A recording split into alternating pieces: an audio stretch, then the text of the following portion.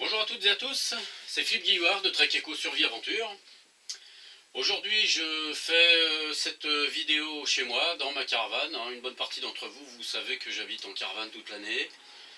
Je viens ici une fois par mois, puisque le reste du temps je balade à droite et à gauche. Je voudrais aussi profiter de cette occasion pour remercier tous les nouveaux abonnés. Je les remercie de me suivre. En même temps, j'indique à tout le monde que si vous souhaitez recevoir une indication à chaque fois que je fais une vidéo, n'oubliez pas d'appuyer sur la petite clochette, sinon vous ne recevrez pas de signalisation. Autre chose aussi, si vous avez des questions à poser concernant les treks ou concernant des plantes par exemple, etc., tout ce qui est attrait à la nature, n'hésitez pas de poser vos questions dans les commentaires, j'y répondrai avec grand plaisir. Voilà. Alors la vidéo que je vous propose aujourd'hui, c'est comment fait-on pour organiser un trek de 1 à 3 jours. Vous allez voir, en fait c'est pas très difficile. Je vais synthétiser en partie quelques conseils que je vous ai déjà donnés dans d'autres vidéos. Auquel cas, reportez-vous aux vidéos pour plus d'informations. Alors, d'abord, vous allez choisir un endroit où vous souhaitez trekker. Choisissez un endroit bien ensoleillé, surtout si c'est la première fois que vous faites ça, ou si vous n'avez pas beaucoup l'habitude. Les endroits ensoleillés sont plus faciles à appréhender. Les endroits qui sont à l'ombre sont humides rapidement, surtout si vous faites ça en automne, comme en ce moment, on est en fin d'automne, en hiver, même au printemps. Ensuite, le retour est difficile, parce qu'il ne faut pas oublier que les journées sont courtes et que le froid tombe très vite. Donc choisissez un endroit, un point de chute ensoleillé, mais un parcours en même temps le plus possible au soleil. Vérifiez dans l'orientation du massif comment vous serez exposé dans la journée, entre le matin et l'après-midi. Surtout choisissez quelque chose en fonction de vos capacités. Si vous débutez, ne prenez pas quelque chose de trop dur, d'accord ? Deuxièmement, il faut que vous puissiez savoir si vous voulez faire un trek d'un jour, de 2 jours ou de 3 jours. En fonction de ça, vous allez choisir votre sac à dos. Si vous partez une journée, ne prenez qu'un sac à dos de 30 litres, que vous soyez seul ou à plusieurs. Si vous partez plus d'une journée, c'est-à-dire 2 jours ou 3 jours, à ce moment-là, prenez un sac à dos de 50 litres et dedans, vous mettez d'abord en priorité votre sac de couchage. Votre sac de couchage et ce qui va vous servir ensuite pour vous abriter ou pour dormir. Ceux qui veulent faire comme moi, dormir dehors, vous prenez un hamac ou vous prenez une bâche. Si vous voulez dormir dans une tente, n'oubliez pas de prendre votre tente et tout ce qui va avec. Voilà.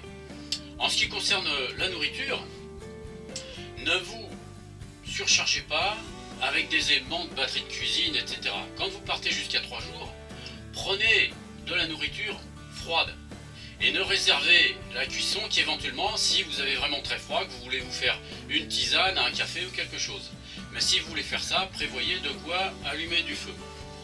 Dans des prochaines vidéos, je vous montrerai comment on fait un feu et comment on peut l'allumer avec ou sans briquet.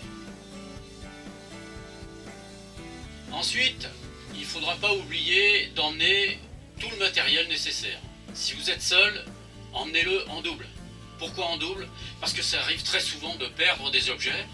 Et lorsque vous trekkez, si vous perdez quelque chose et que vous ne l'avez qu'un seul exemplaire, vous serez vraiment très embêté. Quand vous êtes à plusieurs, c'est pas nécessaire forcément. Vous pouvez à ce moment-là en avoir un chacun, voire un pour plusieurs. Par contre, pour ceux qui veulent dormir sur place, emmenez chacun systématiquement votre sac à dos. Vous verrez que si vous emmenez un hamac, lorsque vous partez plusieurs jours, vous verrez que ça, c'est pratique. Et un hamac chacun, ça prend pas beaucoup de place. Quelques détails supplémentaires, sont des rappels toujours. N'oubliez pas d'emmener, en plus de vos chaussures de marche ou de randonnée, une autre paire de chaussures légères, parce que quand vous allez vous arrêter, il sera nécessaire d'enlever vos chaussures et de laisser respirer vos pieds.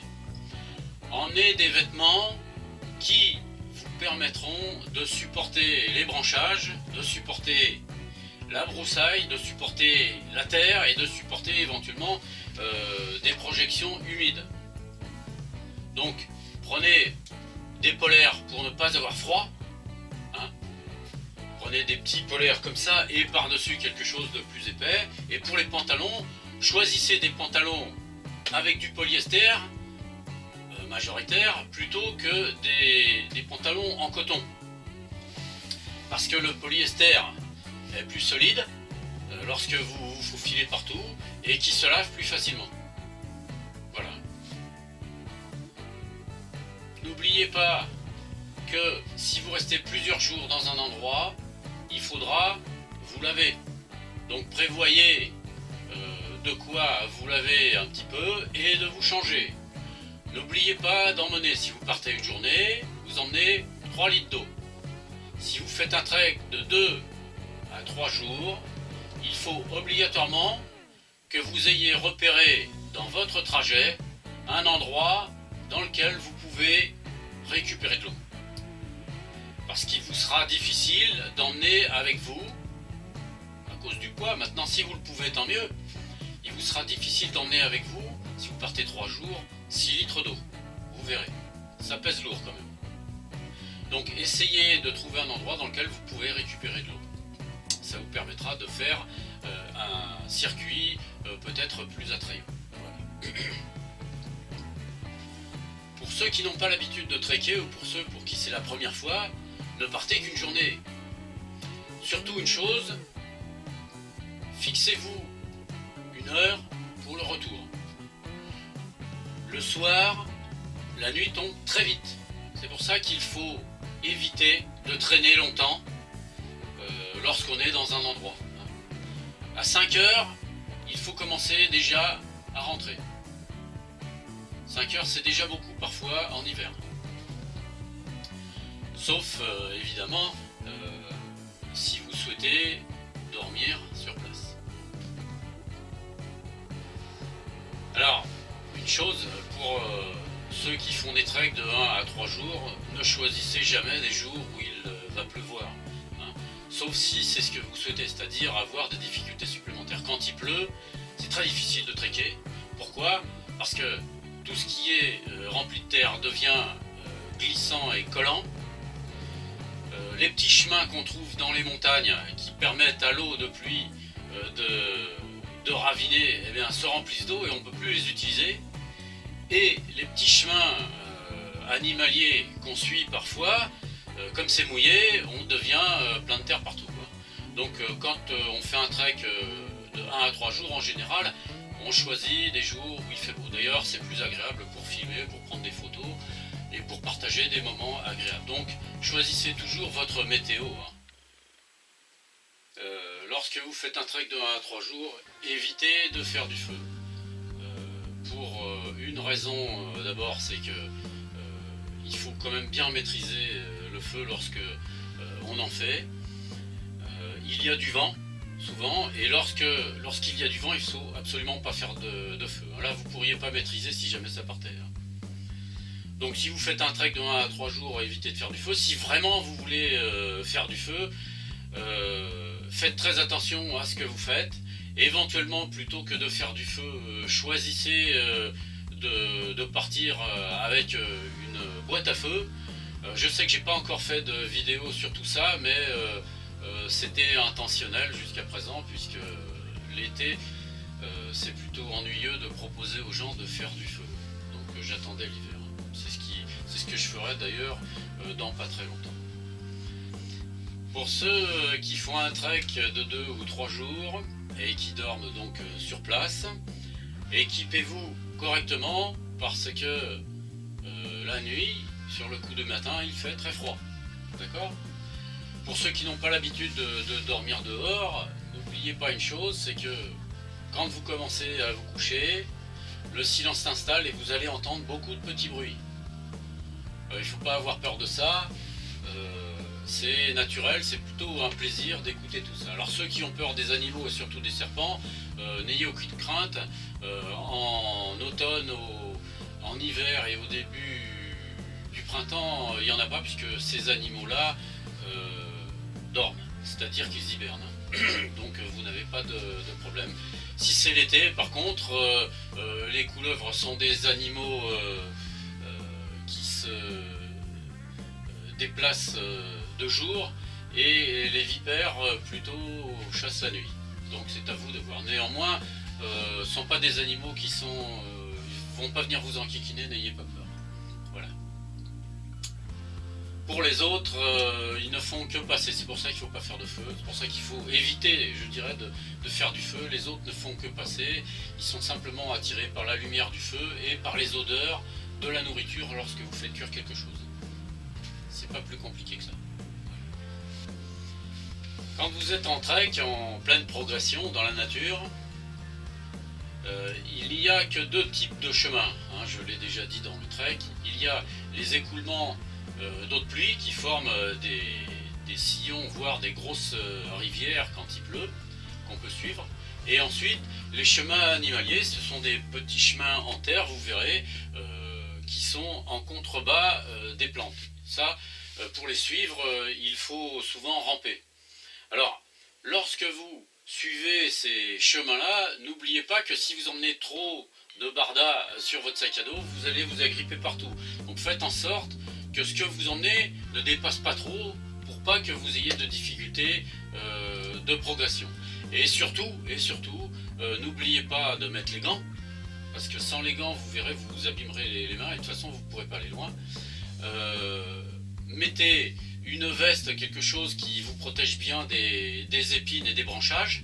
Et puis, sur votre pantalon, au niveau des genoux, vous voyez ici, mettez des renforts en mousse, dans une matière qui vous permette de pouvoir marcher sur les genoux. Hein. Voilà. Avec ça, vous avez à peu près tous les conseils nécessaires pour réussir un trek agréable. Surtout, n'hésitez pas à vous arrêter dès que vous êtes un petit peu fatigué. Le repos. Qu'est-ce qui va vous régénérer le plus? La nourriture aussi, mais ça, quand vous ferez une halte suffisamment longue. Donc lorsque vous progressez, ne mangez pas trop, surtout le matin, évitez de trop manger. Ne buvez pas trop. Vous pourrez commencer à boire dans l'après-midi. Et le soir surtout, buvez beaucoup là, de telle sorte que, et mangez suffisamment, de telle sorte que votre corps, dans la nuit, puisse faire à nouveau des réserves et se régénérer. Et là, le lendemain matin, vous serez en pleine forme. Par contre, si vous n'avez pas l'habitude, vous verrez que le deuxième jour, vous serez très fatigué. Hein. Si vous n'avez jamais fait de trek et que vous faites tout de suite un trek de 2 ou 3 jours, si vous avez beaucoup forcé le premier jour, vous allez dormir, le lendemain, vous verrez, vous serez très fatigué. Donc essayez de gérer ça intelligemment.